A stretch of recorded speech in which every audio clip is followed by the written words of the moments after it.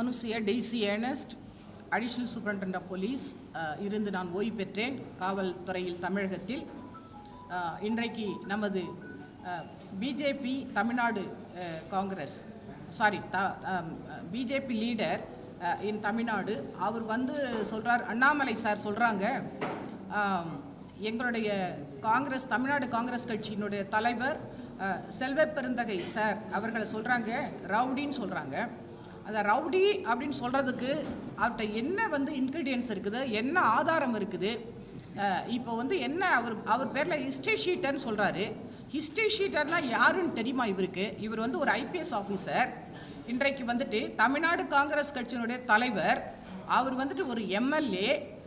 இன்றைக்கு தேர்தல் ஆணையத்தால் ஒரு கான்விக்ட், ஒரு குற்றவாளியை தேர்தல் ஆணையத்தில் அவர் அஃபிடவிட் ஃபைல் பண்ணும்போது அவருக்கு தண்டனை இருந்துச்சு, ஹிஸ்ட்ரி ஷீட் இருந்துச்சு. எல்லாம் ரவுடி அப்படின்னா அவங்களுக்கெல்லாம் சீட் கொடுக்குறாங்களா? இப்போ எம்எல்ஏ சீட் கொடுத்து உடனே மக்கள் அவரை தேர்ந்தெடுக்கிறாங்களா? இன்றைக்கு 3 முறை அவர் தேர்தலில் நின்றுக்கிறாரு. அவருக்கு ஹிஸ்ட்ரி ஷீட் இருந்துச்சுன்னு சொன்னால், இல்லை சமூக விரோதி அப்படின்னு சொன்னால், இல்லை ஒரு ரவுடின்னு சொன்னால், அவருக்கு இந்த தேர்தல் ஆணையம் இப்போ அவருக்கு சீட் கொடுத்துருப்பாங்களா?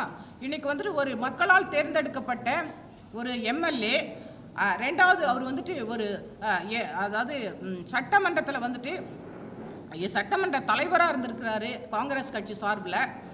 இன்றைக்கு எங்கள் காங்கிரஸ் கட்சியில் எங்களுடைய தலைவர் கார்கே ஐயாவும் எங்களுடைய ராகுல் காந்தி எங்கள் தலைவரும் ஒரு நல்ல தலைவர் வேணும், இந்த காங்கிரஸ் கட்சியை தூக்கி நிறுத்துவதற்கு ஒரு நல்ல தலைவர் வேண்டும் என்று ஒரு பட்டியலின சமூகத்தைச் சேர்ந்த ஒருவரை தேர்வு செய்து இன்றைக்கு காங்கிரஸ் கட்சியினுடைய தலைவராக வைத்திருக்கிறார்கள். எங்களுடைய காங்கிரஸ் கட்சியை அவர் டிகிரேட் பண்ணுறாரு. எங்களுடைய தலைவரையே, ஒரு தேசிய கட்சியினுடைய ஒரு காங்கிரஸ் தலைவரையே இவர் ரவுடின்னு சொன்னால், அப்போ பிஜேபியில் எல்லாம் இருக்கிறவங்கெல்லாம் எல்லாருமே கடவுளா? இப்போ மோடி ஐயா தன்னை கடவுள்னு சொன்னார். அதே மாதிரி அங்கே இருக்கிறவங்களாம் கடவுளா? பரிசுத்தமானவங்களா? யார் பேர்லையும் ஹிஸ்ட்ரி ஷீட் கிடையாதா? இன்னைக்கு எத்தனை கொலைகாரங்க அங்கே இருக்கிறாங்க? கொலைகாரர்கள், கொள்ளைக்காரர்கள், கோத்ரா ரயிலை எரித்தவர்கள், 2000-3000 பேரை கொன்றவர்கள், இன்னைக்கு பெண்களை கற்பழித்தவர்கள், இன்னைக்கு ஆருத்ரா அந்த கோல்டு ஸ்கேம்ல இன்னைக்கு குற்றவாளிகளாக இருக்கக்கூடியவர்கள், இன்றைக்கு சஸ்பெக்ட் பண்ணக்கூடிய ஆம்ஸ்ட்ராங் வழக்கில் சம்பந்தப்பட்டவர்கள் கூட பிஜேபி காரர்கள் என்று காவல்துறையினர் சஸ்பெக்ட் பண்றாங்க. அப்படிப்பட்ட ஒரு குற்றவாளிகளின் கூடாரமாக இருக்கக்கூடிய உங்களுடைய பிஜேபி கட்சியினுடைய தலைவர் நீங்கள், தமிழ்நாட்டிற்கு நீங்கள் தலைவர், நீங்கள் எங்களுடைய இன்றைக்கு அமைதி பூங்காவாக இருக்கக்கூடிய இந்த தமிழகத்தின் காங்கிரஸ் கட்சியிலிருந்து ஒரு ரவுடி கிடையாது, ஒரு கேடி கிடையாது, யாரும் போய் கத்தி எடுத்து கொலை பண்றதெல்லாம் கிடையவே கிடையாது. உங்க பிஜேபி கட்சியில் இருக்கிறவங்க அத்தனை பேரும் கொலைகாரர்கள். ஏன் கோட்சேவை கொண்டவங்களை யாரு? ராஜீவ்காந்தியோட குற்றவாளிகளை யார் விடுதலை செய்தா? இன்றைக்கு எடப்பாடி அவர்கள் தீர்மானம் நிறைவேற்றி இன்றைக்கு பிஜேபி கவர்மெண்ட்ல தான் எல்லா குற்றவாளிகளையும் நீங்க விடுதலை செய்தீங்க. நீங்க கொலைக்காரர்கள், கொள்ளைக்காரர்கள், நாட்டு பிரதமரை கொன்றவர்களை விடுதலை செய்தவர்கள். அப்படிப்பட்ட ஒரு ஈவு இரக்கம் இல்லாத இந்த பிஜேபி கட்சி, நீங்க ஒரு தலைவர், அதற்கு அதுவும் ஐபிஎஸ் ஆபீசர், ஒரு காங்கிரஸ் கட்சி, இந்த நாட்டிற்கு சுதந்திரம் வாங்கி கொடுத்த, இந்த நாட்டிற்கு விடுதலைக்காக போராடிய, அதிலிருந்து பாரம்பரியத்தில் வந்தவர் எங்களுடைய தலைவர். இன்றைக்கு அவர் மாற்றுக் கட்சியில் இருந்தாலும் அவர் இந்த கட்சிக்கு எதற்காக வந்தார்? ஒரு பாரம்பரியமிக்க, ஒரு அமைதியான, ஒரு தன்னலமற்ற ஒரு கட்சின்னு சொல்லலாம். இன்னைக்கு காமராஜர் அவர்கள் 9 ஆண்டுகள் ஜெயிலில் இருந்தார்கள். எங்களுடைய நேருஜி பிரதமர் அவர்கள் 14 ஆண்டுகள் இருந்தார்கள். இன்றைக்கு எங்களுடைய தலைவர் எத்தனை ஆண்டுகள் கான்விக்டா போய் ஜெயில இருந்தாரு? இன்னைக்கு ப்ரூஃப் கொடுக்கணும், அவர் ஆதாரம் கொடுக்கணும். அவர் எத்தனை வருஷம் இப்ப கோர்ட்ல கேஸ் போடலாம், யார் பேராலும் கேஸ் போடலாம். இந்த 75 MCP ஆக்ட் இருக்கு. இன்னைக்கு 75 MCP ஆக்ட்ல இன்னைக்கு ஒருத்தன் பொது ரோட்ல நின்று கெட்ட வார்த்தைகளை பேசினாலே அவனுக்கு 6 மாசம் சிறை தண்டனை இருக்குது. ஆனா அவனுக்கு கூட ஒரு 3 முறை அவன் அந்த தவறு செய்து கன்விக்ஷன் ஆனா அவனுக்கு ஒரு ஹிஸ்டரி ஷீட் ஓபன் பண்ணலாம், அவனுக்கு பேர் தான் ஹிஸ்டரி ஷீட்டர். இப்போ எங்களுடைய தலைவர் வந்துட்டு சமூக விரோதியா, இல்ல கத்தி எடுத்து எங்கேயாச்சும் சுத்தினாரா, இல்ல வந்துட்டு யாரையாச்சும் கொலை பண்ணினாரா, இல்ல அவர் பேர்ல ஏதாவது கோர்ட்ல நீதிமன்றத்தில் அவருக்கு தண்டனை கொடுத்திருக்கிறாங்களா? எதுவுமே இல்லாத அவரை போய் ஒரு ஹிஸ்டரி ஷீட்டர் அப்படி சொல்றீங்க, ஒரு ரவுடின்னு சொல்றீங்க. எங்களோட தலைவர் ராகுல் காந்தி அவர்கள் மோடி என்ற பெயர் கொண்டவர்கள் எல்லாம் தீஃப் என்று சொன்னார்கள், அவர்கள் எல்லாம் திருடர்கள் என்று சொன்னதற்காகவே 2 ஆண்டுகள் ஜெயில் தண்டனை கொடுத்து அவருடைய எம்பி பதவியை பறித்த ஒரு பிஜேபி கட்சி இன்றைக்கு உங்களுடைய இன்னைக்கு ஆட்சி நடந்து கொண்டிருக்கிறது. இன்னைக்கு மோடி அவர்கள் என்ன பதில் சொல்ல போகிறார்கள்? இன்றைக்கு ஒரு பொறுப்பற்ற ஒரு ஐபிஎஸ் ஆபீசரா இருந்து வந்தவர் ஒரு ரவுடி என்று இன்னொரு தலைவரை பார்த்து சொன்னால் அவருக்கு என்ன தண்டனை கொடுப்பது? ஈவன் எஸ்சி எஸ்டி பிரிவில் கூட அவர் மேல வழக்கு பதிவு செய்யலாம். ஒரு எஸ்சி எஸ்டி அந்த பட்டியலின சமுதாயம், ஒரு தலித் லீடர், அவரை போயிட்டு நீங்க ஒரு உயர்ந்த ஜாதின்னு சொல்லிக்கிறீங்க. நீங்க போய் இன்னைக்கு அவதூறா பேசுனீங்கன்னா உங்க மேல எஸ்சி எஸ்டி ஆக்ட் வந்து வழக்கு தொடருவாங்கன்னு தெரியாத உங்களுக்கு ஐபிஎஸ் ஆபீசர்? உங்களுக்கு தெரியாத உங்க மேல வழக்கு தொடருவோம்னு சொல்லிட்டு எங்க தலைவருக்கு நீங்க காம்பன்சேஷன் கொடுக்கணும்னு உங்களுக்கு தெரியாதா? எஸ்சி எஸ்டி கமிஷன் வச்சிருக்கிறீங்களே, சென்ட்ரல்ல வச்சிருக்கிறீங்க, ஸ்டேட்ல வச்சிருக்கிறீங்க, அந்த கமிஷன்ல நாங்க மனு கொடுப்போம்னு தெரியாதா? இன்றைக்கு வந்து சட்டமே தெரியாத ஒரு அண்ணாமலை சார், நீங்க ஒரு ஐபிஎஸ் ஆபீசர், இன்றைக்கு வந்துட்டு ஒரு தலைவர், ஒரு எஸ்சி எஸ்டி பிரிவை சார்ந்த ஒரு மாபெரும் ஒரு தேசிய இந்த நாட்டை ஆண்ட, இந்த நாட்டிற்கு சுதந்திரம் வாங்கி கொடுத்த ஒரு காங்கிரஸ் கட்சியினுடைய தமிழக தலைவரை நீங்கள் அவதூறாக பேசியதற்கு பகிரங்க மன்னிப்பு கேட்க வேண்டும். நாங்கள் இன்றைக்கு டிஜிபி அவர்களிடம், எஸ்சி எஸ்டி கமிஷனிடமும் அவர் மீது வந்துட்டு நாங்கள் மனு கொடுக்க போறோம். அவர் கட்டாயமாக நிச்சயமாக அவர் நீதிமன்ற விசாரணைக்கு அவர் தலைவணங்க வேண்டும். அவருக்கு எங்கள் தலைவருக்கு வந்து காம்பன்சேஷன் கொடுக்கணும்.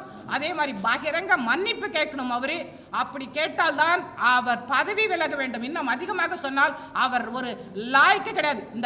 அந்த அவர் பிஜேபி ஒரு தமிழக தலைவராக இருக்கிறதுக்கு அவர் ஒரு லாய்க்கே இல்லாத ஒரு தலைவர். அவர் இன்னைக்கு ஆருத்ரா வழக்கில் எங்க தலைவர் அவரை கோல்டு மகன் சொன்னாரு.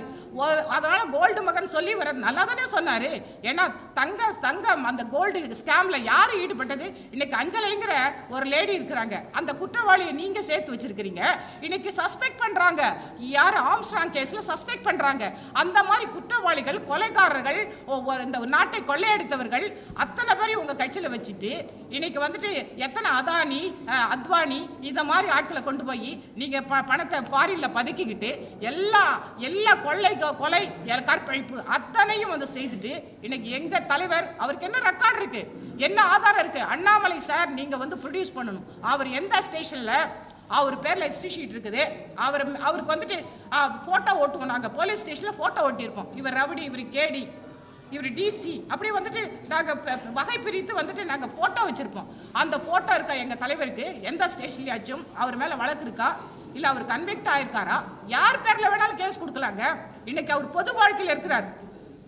இன்னைக்கு பொது வாழ்க்கையில ஒருத்தர் வந்து அடிக்க வர்றாருன்னா அவரை டிஃபெண்ட் பண்ண கூட செய்யலாம். அவரை ரவுடின்னு நீங்க சொல்லுவீங்களா? தன்னை காப்பாற்றிக்கொள்ள அடிக்கிறாருன்னா அவர் ரவுடின்னு சொல்லுவீங்களா? அவர் மேல வழக்கு வேணா இருக்கலாம், ஆனா அவர் வேணா ரிமாண்ட் பண்ணி இருக்கலாம். ஆனா அவருக்கு கான்விக்டா, அவருக்கு தண்டனை கொடுத்திருக்காங்களா? நீதிமன்றத்தில் தண்டனை பெற்றவர்கள் தான் அவங்க வந்துட்டு நம்ம ரவுடின்னு சொல்லுவோம், இல்ல கேடின்னு சொல்லுவோம், இல்ல ஹிஸ்டரி ஷீட்டர்னு சொல்லுவோம்.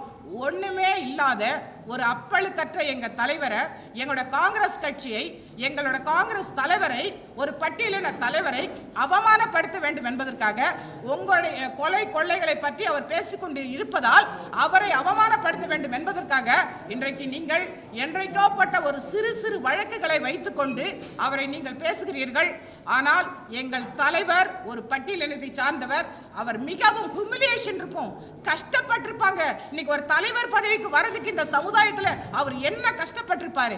அப்படிப்பட்டு கஷ்டப்பட்டு ஒரு அறிவாளி எங்கள் தலைவரை நீங்கள் அறிவில்லாமல் பேசுகிறீர்கள். ஐபிஎஸ் ஆபீசரே, இன்றைக்கு நாங்கள் காங்கிரஸ்காரர்கள் நிச்சயமாக நீங்கள் பகிரங்க மன்னிப்பு கேட்கவில்லை என்றால் நிச்சயமாக நாங்கள் உங்கள் மீது வழக்கு தொடர்வோம். நிச்சயமாக ஒரு போராட்டத்தை நாங்கள் செய்வோம். காங்கிரஸ்காரர்கள் என்பவர்கள் நாங்கள் சுதந்திர தியாகிகள். இன்றைக்கு ராஜீவ்காந்தி வழக்கில் அத்தனை குற்றவாளிகளும் காண்பித்து கொடுத்து இன்றைக்கு ஒரு தியாகமான கட்சியில் எனது பிரதமரை கொன்றவர்களுக்கு தண்டனை வாங்கி கொடுக்க வேண்டும் என்பதற்காக நான் அந்த தீவிரவாதிகளுக்கு பயப்படாமல் நான் இந்த கட்சிக்கு வந்தேன். இந்த கட்சியில் இருந்து கொண்டுதான் நான் எதிர்ப்பு தெரிவித்தேன். ஆனாலும் எங்கள் தலைவர் சும்மா இருக்க மாட்டார். நாங்கள் அதை பார்த்து கொண்டு காங்கிரஸ்காரர்கள் சும்மா இருக்க மாட்டோம். இன்றைக்கு நீங்கள் வேண்டாம் சொல்லுங்கள், காங்கிரஸ் எதுவுமே செய்யாது என்று நினைக்கிறீர்களா? நாங்கள் செய்வோம், சட்டப்படி செய்வோம், முறைப்படி செய்வோம். நீங்கள் பகிரங்க மன்னிப்பு கேட்கும்படி செய்வோம். நீங்கள் பதவி விலகுவதற்கு என்னெல்லாம் செய்ய வேண்டுமோ அதை நாங்கள் சட்டப்படி செய்ய போகிறோம். அண்ணாமலை சார் அவர்களே, நன்றி.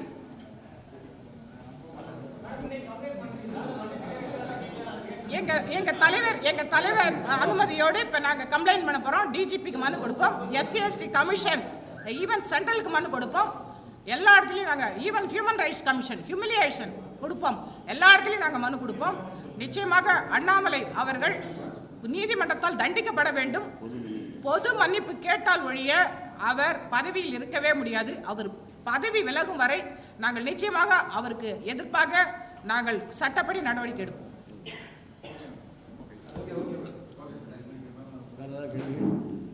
கேட்கணுமா?